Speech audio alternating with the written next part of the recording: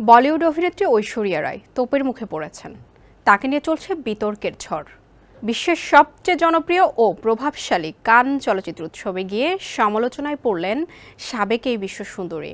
ফ্রান্সের দক্ষিণাঞ্চলীয় শহর কানে 14 মে থেকে শুরু হয়েছে উৎসবের ৭৭তম আসর। 12 দিনব্যাপী এই আয়োজন শেষ হবে 25 মে।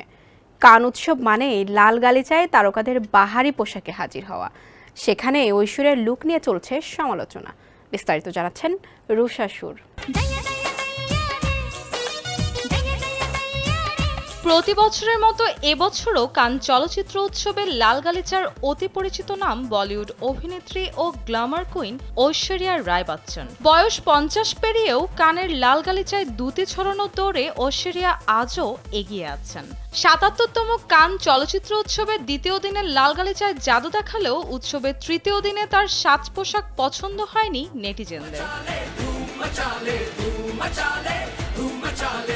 কানের প্রথম অ্যাপিয়ারেন্সের জন্য ঐশ্বরিয়া বেছে নিয়েছিলেন ফাল্গুনী সেন পিককের কালো সোনালী গাউন। তবে দ্বিতীয় দিনে সাবেক এই বিশ্বসুন্দরী হাজির হলেন রূপালী ও প্যাস্টেল সবুজ গাউনে।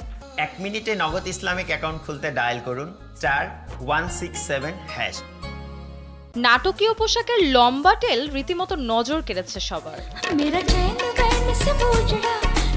তবে অভিনেত্রীর এই লুক নিয়ে সামাজিক যোগাযোগ মাধ্যমে চলছে সমালোচনার ঝড়। তার পোস্ট করা ছবিতে অনেকে মজা করে লিখেছেন আরাধ্যার স্কুল প্রজেক্ট নাকি, কে ঐশ্বরিয়াকে স্টাইল করেছে। অনেকে আবার গেম অফ থ্রোনসের ছায়া খুঁজে পেয়েছেন ঐশ্বরিয়ার তৃতীয় দিনের পোশাকে।